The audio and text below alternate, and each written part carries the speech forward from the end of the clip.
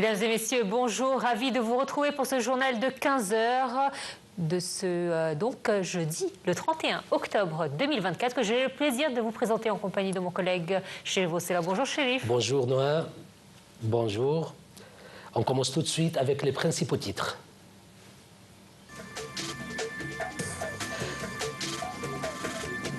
Le président Abdel Fattah el-Sisi reçoit le chef de la CIA, William Burns. L'entretien a porté sur les efforts pour parvenir à une accalmie à Gaza.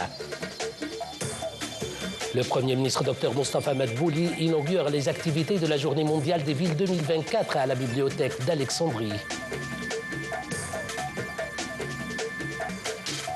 Et la Ligue arabe tient une séance au niveau des députés permanents sur le projet de loi voté par le Knesset interdisant les activités de l'UNRWA en Israël.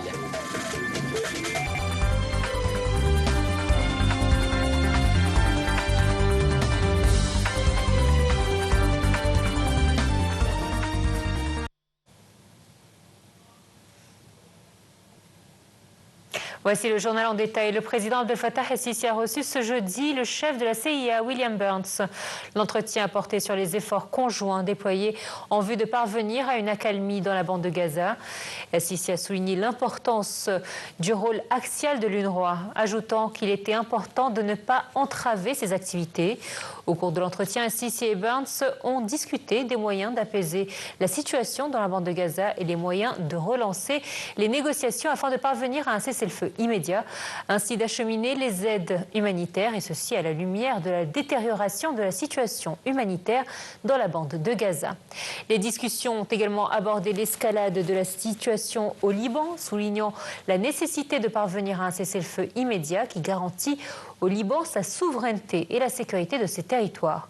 La rencontre a enfin abordé le partenariat stratégique ferme entre l'Égypte et les États-Unis et les efforts déployés par les deux États pour conserver la sécurité et la stabilité dans la région.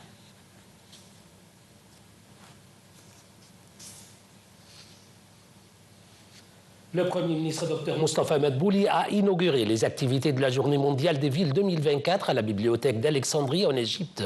Cette célébration, placée sous le thème « Acteurs du changement climatique parmi les jeunes et stimulation de l'action locale pour une durabilité urbaine », comprend de nombreuses activités et sessions principales visant à renforcer les efforts locaux et internationaux pour lutter contre le changement climatique dans les villes, tout en abordant les défis et en saisissant les opportunités liées à l'urbanisation rapide. La tenue de ces événements s'inscrit dans le cadre des préparatifs de l'Égypte pour accueillir le Forum urbain mondial, le deuxième plus grand événement de l'agenda des Nations Unies qui se déroulera au Caire du 4 au 6 novembre 2024 sous le patronage du président Abdel Fattah el-Sisi. Cet événement est organisé par le Programme des Nations Unies pour les établissements humains Habitat en collaboration avec les ministères du Logement et du Développement local.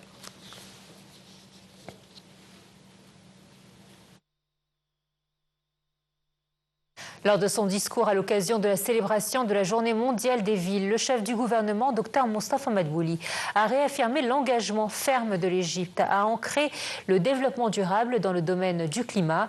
Dr Madbouli a déclaré que le choix d'Alexandrie, avec sa position stratégique et son histoire riche, illustre ce que représentent les villes côtières en termes de capacité d'adaptation et d'innovation face aux défis environnementaux. Il a exprimé son souhait de mettre en lumière l'expérience de développement égyptienne et sa vision claire pour un avenir respectueux de l'environnement.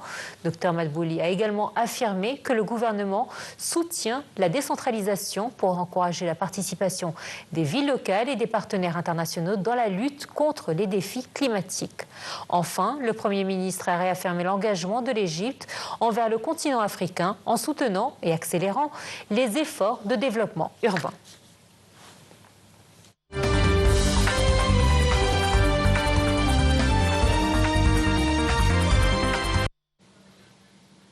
Le ministre des Affaires étrangères, de l'immigration et des affaires des expatriés égyptiens, Dr Badr Abdelati, est arrivé aujourd'hui à Ouganda pour remettre un message du président Abdel Fattah el-Sisi au président ougandais Yoweri Museveni. Dr Abdelati aura plus tard une séance de pourparlers avec son homologue ougandais et se réunira ensuite avec des hommes d'affaires ougandais et des représentants de la communauté égyptienne à Ouganda.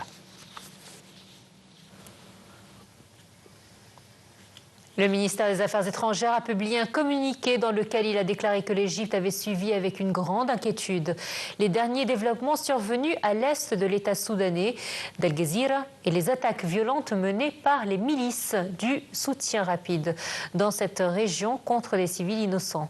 Le communiqué a dénoncé vertement ces attaques qui ont aussi provoqué le déplacement des milliers de Soudanais et qui constituent une violation flagrante des principes du droit international.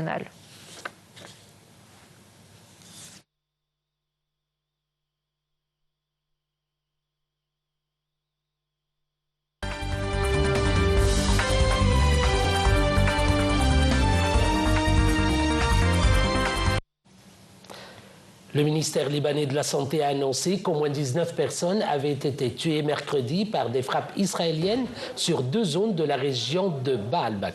Effectivement, ceci intervient alors que le nouveau chef du Hezbollah, Naim Qassem, a affirmé que le mouvement libanais pouvait continuer à combattre Israël malgré les coups qu'il avait reçus, tout en se disant être prêt à un cessez-le-feu sous conditions. Voici un commentaire. 8 personnes, dont 5 femmes, ont été tuées dans le secteur de Bednaïel à Baalbek et 11 autres, parmi lesquelles 3 femmes, ont péri dans des frappes israéliennes distinctes sur un village dans la même région, a déclaré le ministère libanais de la Santé. Dans son premier discours depuis sa nomination mardi, le nouveau chef du Hezbollah, Naim Qassem, s'est engagé à poursuivre le plan de guerre préparé par son prédécesseur et a affirmé que le Hezbollah avait commencé à récupérer après les coups douloureux portés par Israël.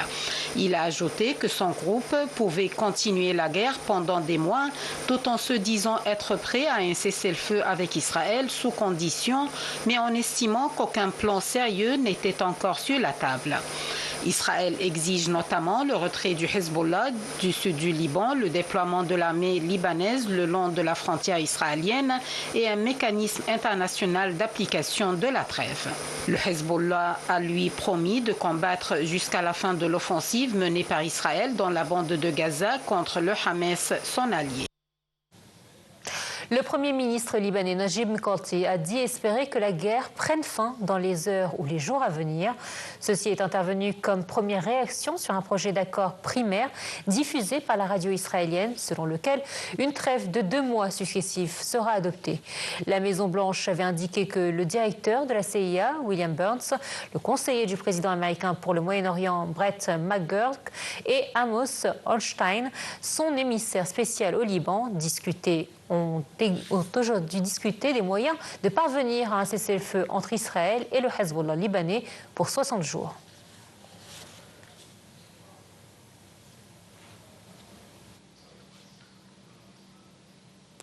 Et le Conseil de la Ligue arabe a tenu aujourd'hui une séance extraordinaire au niveau des députés permanents. Au cours de cette séance, ils ont discuté les moyens de confronter le projet de loi voté par le Knesset israélien interdisant les activités de l'Agence des Nations Unies pour les réfugiés palestiniens en Israël. La réunion a également discuté les étapes adoptées en vue de parvenir à une situation arabe unie qui refuse ces lois et ces mesures israéliennes.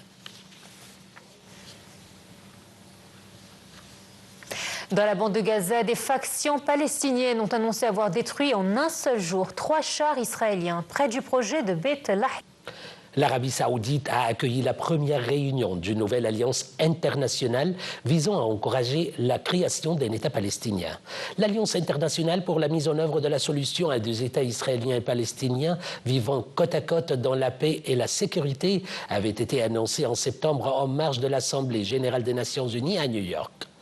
Près de 30 États et organisations internationales devraient participer à cette réunion qui se déroule sur 2 jours à Riyad.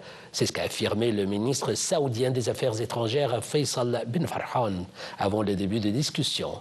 Selon les diplomates, la réunion abordera notamment les difficultés auxquelles fait face l'Agence de l'ONU pour les réfugiés palestiniens et les moyens de promouvoir une solution à 2 États.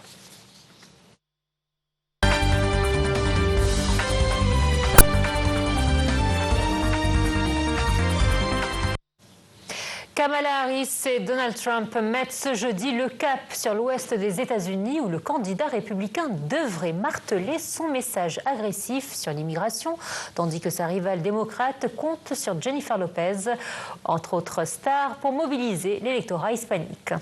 À 5 jours de l'élection, l'ancien président et la vice-présidente sont engagés dans une course-poursuite à travers les 7 États pivots. Un commentaire de Periane Farou. À 5 jours de l'élection, l'ancien président et la vice-présidente sont engagés dans une course-poursuite à travers les 7 États pivots ou swing states. Donald Trump a prévu jeudi un entretien avec le commentateur de droite radicale Tucker Carlson en Arizona et un rassemblement dans le Nevada voisin.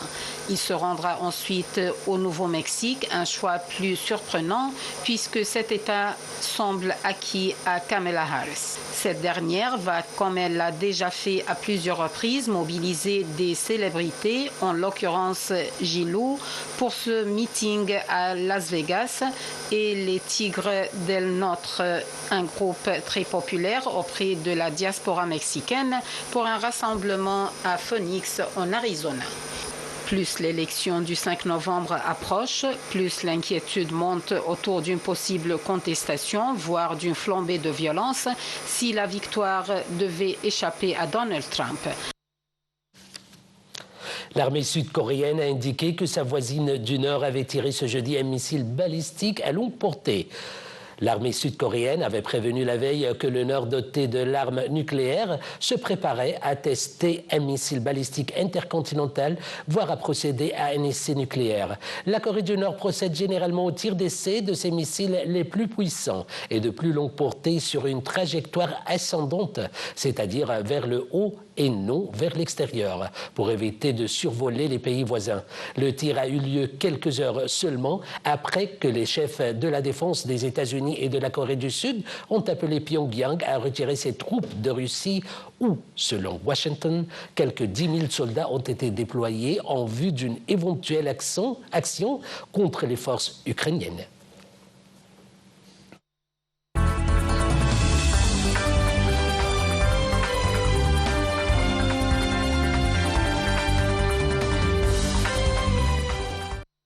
Des inondations dévastatrices ont coûté la vie à au moins 95 personnes dans le sud-est de l'Espagne ce mercredi, alors que l'inspection par les sauveteurs des zones habitées s'est achevée dans la soirée.